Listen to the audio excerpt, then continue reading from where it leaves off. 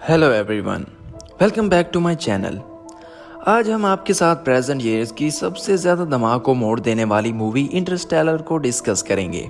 इस मूवी के director Christopher Nolan हैं। ये वो साइफाई मूवी है जो हमें सितारों से आगे साइंस, मोहब्बत और नामालूम दायरे में ले जाती है।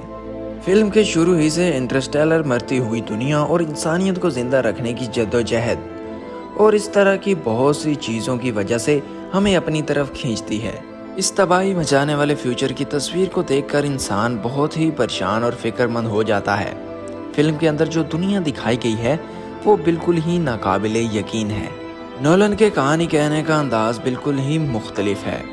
इसमें गहरे जज्बात के साथ साथ पेचीदा साइंसी तस्वुरात को इकट्ठा किया गया है। इस फिल्म की कास्ट ने बहुत ही खूबसूरत परफॉर्मेंस दी है, जिसमें मैथ्यू एमसी कॉपर का कैरेक्टर बने हुए हैं जो कि एक पायलट बन गया है और इंटरस्टेलर को